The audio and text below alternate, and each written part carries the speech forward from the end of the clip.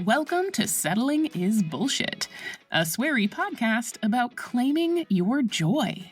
If you are an adult human craving healthier boundaries, a greater sense of purpose, or an increased capacity to feel at ease in your own skin, then you are in the right place, my friend. I'm your host, Kate Blauk, and I'm here to offer you practical tools and playful encouragement to help you step forward and be your most awesome self. My hope is that each episode will leave you feeling a bit more empowered to make brave choices and claim your joy. Hello, my friend. Welcome to today's episode about the difference between settling and acceptance. I'm super excited to talk about this. And before I launch in, I want to make a request. If you are enjoying this podcast on whatever platform you're listening to it on, please leave a review. It'll really help me to grow the podcast and spread the word. I know that every podcast says that, but that's because it's true. So please, when you get to the end of this, or even right this second, if you could pause and leave a review, that would make such a difference. And if you get to the end of this and you like what you heard and you think someone in your life could benefit from it, sending it directly to them will also be so tremendous. Because I'm offering this because I just feel so lit up about all of you having joyful, awesome, amazing fucking lives. And word of mouth is honestly how this is probably going to grow and become something big and cool and even more amazing than it already is. So that's my little request for you today. Please spread the word, spread the love, spread the joy. The joy of not settling for bullshit. And in order to really lean into not settling for bullshit in our lives, I realized that we need to talk about the difference between settling and accepting, because there's a lot of shit in our lives that we have to accept. And understanding the difference between acceptance and settling helps us identify the places where we are settling versus the places where we're just accepting reality. And the truth is, we can't actually grow and change and lead fulfilling, amazing, beautiful lives when we are struggling to accept the things that we cannot change. To bring in the serenity prayer, you know I was going there, or if you didn't, hello, I'm in recovery, and that's a big part of my reality is the serenity prayer. And whether you call it a prayer or a mantra, it doesn't actually matter if you're saying it to an entity that you believe in. It's really just a helpful mantra for help me accept the things I cannot change, the courage to change the things I can, and the wisdom to know the difference. Because there is a difference. And I realized I haven't really talked about the difference on this podcast. And it's an important one. So here we are. Here we are today talking about that. So this is actually a little bit of a pep talk around acceptance. This is a great episode for when you're in the struggle, when you're on the struggle bus. And when the struggle bus is loud and honking and fucking with your life, my hope is that this episode is going to help you get some perspective around what it means to accept things, and what are the things that we have to accept, and then what are the things that we don't have to accept. Because oftentimes I think we really forget that we have choice, that we have agency, that we have power to make changes in our lives. And that's what not settling is really about finding the things that we can change and stepping into the courage to make those changes. When I launched Settling is Bullshit in November of 2022, it started as a blog because I am a writer first and a podcaster second, although the podcast is definitely taking the front seat right now. But I wrote a post titled "What the Fuck is Settling is Bullshit?" and I'll link to that in the show notes so you can go back and listen to it or read it. But I'm going to quote a little bit from it right now because, man, past me was on point about what we mean by settling.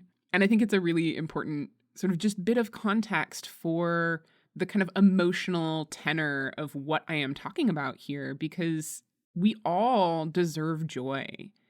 And settling is giving up on joy. Fundamentally, that's kind of what I mean. But let me quote past me here. Ahem, ahem, ahem. Settling is making concessions to your innermost desires. It's saying, I don't think I can do, get, be better than this, so I guess I'll just stay here. Settling is accepting less than you deserve, less than the universe has in store for you. Settling is sinking instead of continuing to swim even though you can't yet see the shoreline. Settling is giving up on yourself. Settling, my friends, is bullshit. You deserve better. You deserve more. You deserve the love and success and maturity and healthy ways of being that your higher self is striving for. Love it. So pleased. So pleased with past Kate and the little commitment to the universe that she made. And in the post, I talk about the difference between settling and good enough, and like that we have to find our good enough in order to make progress. I had to decide that the early episodes of this podcast were good enough in order to like get them out in the world. Same thing with the blog posts. Like if I don't decide something is good enough, like I'm never going to get anywhere. But there's a big important difference between settling and acceptance. And so that's obviously what we're going to talk about today. And the key to like understanding and recognizing acceptance is around agency and choice and action and capacity for change. It's really around like, what are the unchangeable facts of my life? And what are the things that I actually can change? I just might not like what that means or looks like. So in recovery, we have to start with accepting the fact that we are alcoholics and addicts.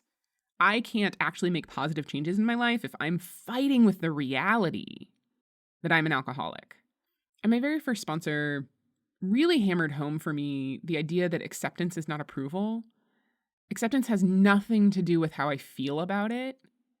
I don't have to like it. I can be mad about it. I just have to stop fighting with it. And so the reality that like I have alcoholism and addiction, it runs in my family, it manifested in me. Accepting that fact means then the choices that I make are the actionable choices. Like, what can I do about that?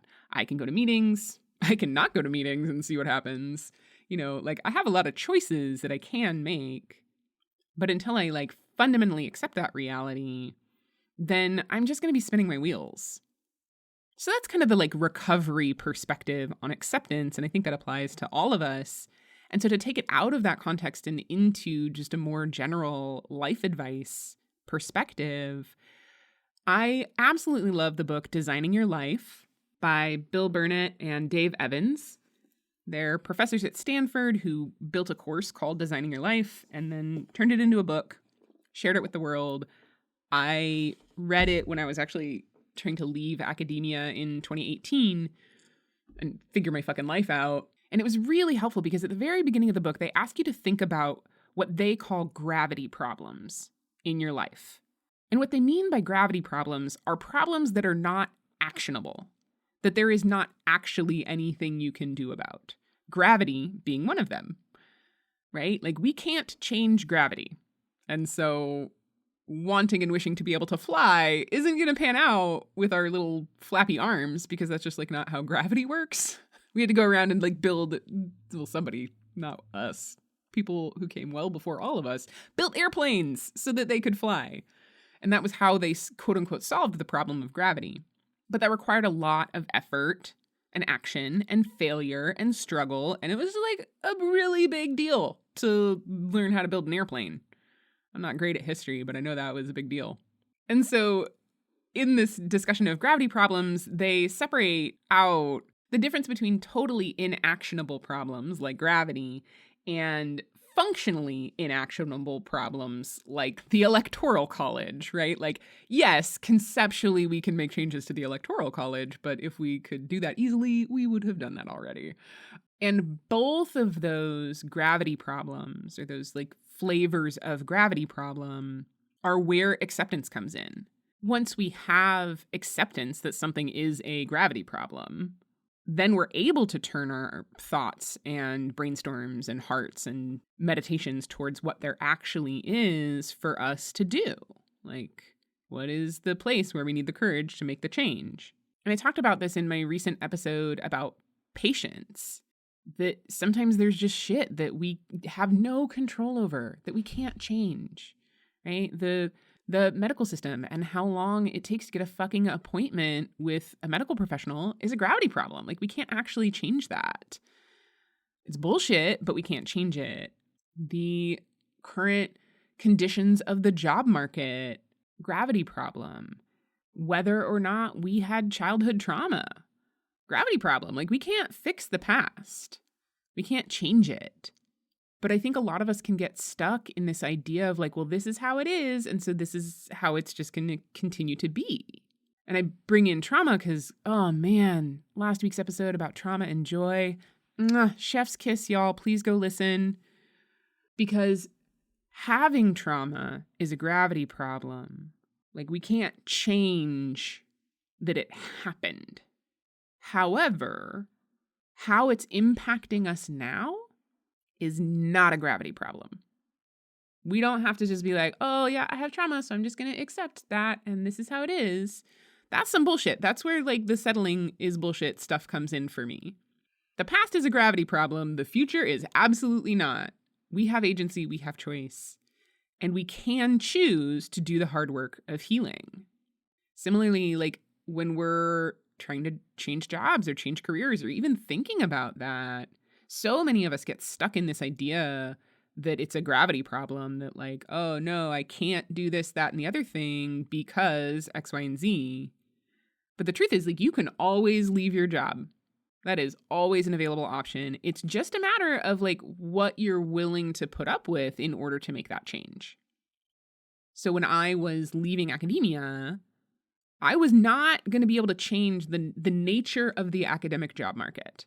The way that worked is if I wanted a tenure track job, I was going to have to go where the job was. I wasn't going to have a lot of choice over where I lived. Like, I could choose whether to apply for a particular job or not. So where I apply is not a gravity problem, but the functional nature of how jobs work in academia is a gravity problem. And for me, I ultimately decided that that wasn't worth the trade-off. That once I accepted the gravity problem of this is how these jobs work, then I could get to a place of choice of, is that worth it to me? Like, am I willing to continue to participate in that system once I hit the place of acceptance of like, this is how it is? I don't like that that's how it worked. I didn't want to leave. I loved my fucking job in a lot of ways. But the problem for me was that life outside of work was just so hard to make worthwhile. And that's what settling feels like, is when you have this area of your life that is just fucking hard to make even moderately okay. That's probably a sign that there's some settling going on that we might just not be recognizing. The truth was, like, South Carolina wasn't a good fit for me. I really struggled socially and culturally to like find my bearings, to find my people, to find ways to make life outside of work really nourishing and fulfilling. And that wasn't a gravity problem. But I was really holding on to this idea of like being a college professor and a tenure track job and blah, blah, blah. And it wasn't until I let go of that and said, this isn't worth it to me, that I was able to make big changes and take a leap of faith and do something different that has led me to where I am today. And like, y'all, I'm having a great fucking time. Life is good. I'm building a business that I absolutely believe in and that I love. I have a nourishing and supportive community. I live in a place where I feel really comfortable and at home being myself. And like, shit's good. And the truth is, like, generally speaking, when we are making changes, we're making trade-offs in our lives. And so it's so important to figure out what's important to us and what trade-offs we're willing to make. Having agency over where I live and my time was much more important to me than the stability and perks that came along with being a college professor.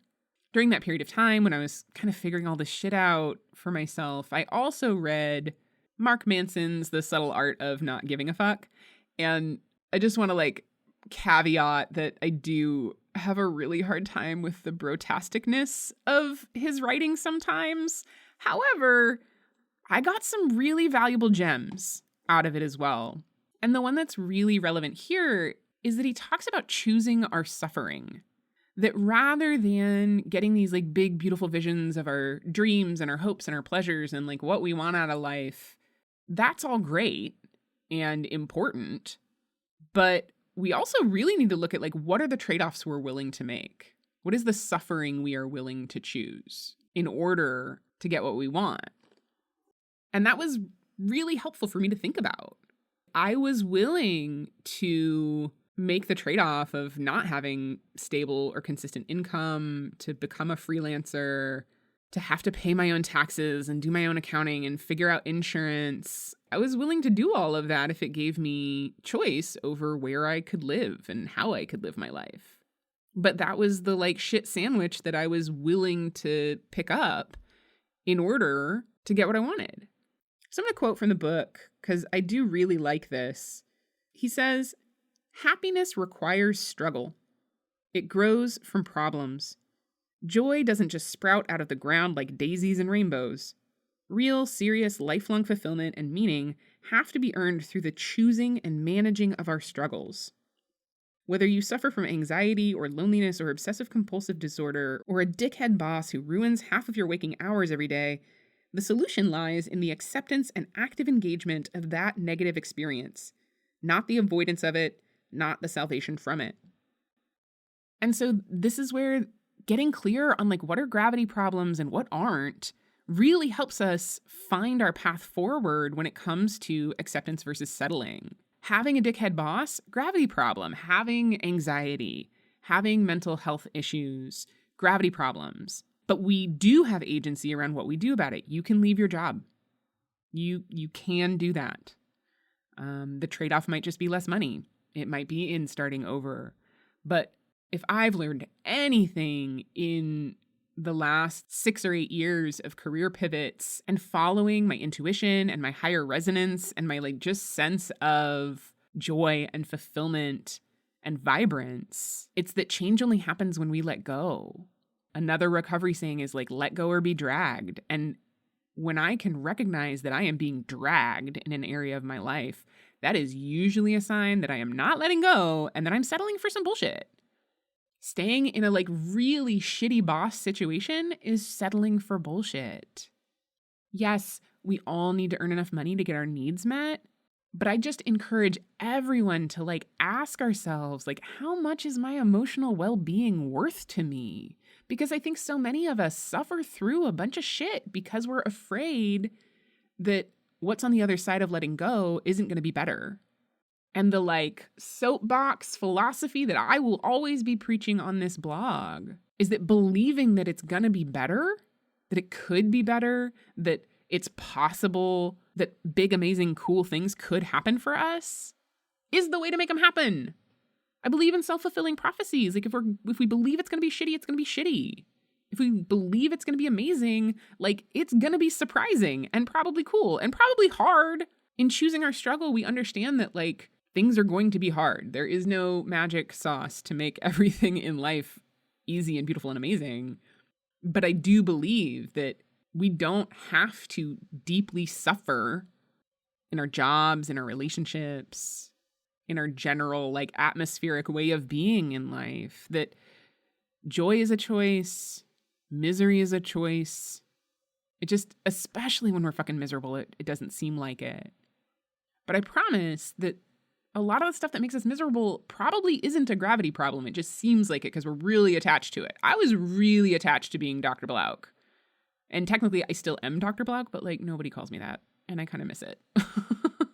But like that wasn't as important as like getting to live in the Pacific Northwest and getting to use curse words in my writing and my podcasting and getting to show up more fully as myself.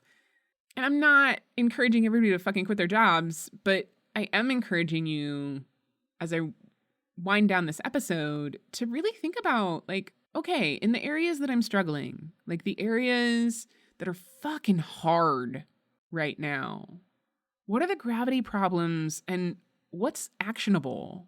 If I'm willing to let go of how I think things are supposed to be or what I think I quote unquote need, what becomes possible? Like what opens up? What suffering do I want to choose in order to get more of what I actually want? Because I do believe that like we can have it all. It's just not the all that is perfect and shiny and unicorns, right? Like I don't like having to save money every month for my fucking taxes. Like there are a lot of trade-offs to being a small business owner. I don't like the stress of the inconsistent income. I don't like having to pay for my own health care. Like, there's a lot about this that I don't like, but it's worth it to me to have agency over how I spend my time, to get to really be my own boss and choose how I want to live. And like, that's not for everybody. Like, I'm actually surprisingly good at directing my own time, which is funny for someone with ADHD, but it turns out when I'm doing something I love, it's a lot easier. And that's not true for everybody. Like, that doesn't work for everybody. I cannot show up at a place at a time just for the sake of being there. Like, 9-to-5 jobs never worked for me. And that's a gravity problem. Like, I know I'm going to lose my mind under those conditions. And so what there was for me to do was to find alternative career paths. And so, as usual, it all comes back to like self-awareness, self-acceptance, self-love, self-compassion, and getting clear on like what you need and what you're willing to put up with. But I just really want to underline that like what you're willing to put up with shouldn't be settling. Like it shouldn't make you miserable. It should just be like the cost of entry, right? Like, being a solopreneur doesn't make me miserable. It's just like annoying and hard and stressful sometimes. But like, fundamentally, like, it lights me up. Staying stuck in a job that like wears me down every day because it's stable or consistent, or, you know, y'all, like staying in a relationship that wears us down every day because it's stable and consistent, like, that's settling. That's what I'm talking about settling. Like, we deserve joy in our lives, and I do believe we deserve joy in all areas of our lives. There just are going to be trade-offs, and I can accept those trade-offs. So I hope that this helped to clarify the difference between settling and acceptance. I hope that you are leaving this episode a little bit more willing to accept the things you cannot change and the courage to change the things you can, because you can change things. You are awesome and powerful and amazing and beautiful and good at stuff. And you do have power and courage to make changes in your life. They just might be hard. There's going to be some shit you don't like about it. But like, we got to keep our eye on the bigger picture. I don't love being an alcoholic. I don't love going to meetings, but I love being sober. It's fucking great. Makes my life a lot better. So what are you willing to struggle for in order to quit settling? Fuck settling. I hate it. It's bullshit. Don't do it. Don't do it. You don't have to do it. And obviously, if you need help with that, like, hit a girl up. I'm a coach. I got you. But in the meantime, just keep listening to these episodes, because, like, that's what I'm going to keep saying. And the more you listen, the more it's going to sink into your soul, and you're going to make some big, awesome changes in your life. And I can't wait for that to happen for you. Thank you so much for listening. If you enjoyed this episode, please help me grow the podcast by subscribing, leaving a review, and sharing it with anyone you think would benefit from hearing it too. Your support means the world to me. If you'd like to get updates about new episodes, posts, and offerings, please visit settlingisbullshit.com to subscribe to my newsletter. You can also find information there about working with me one-on-one to build your most amazing life. Until next time, remember that I believe in you and that you are fucking awesome.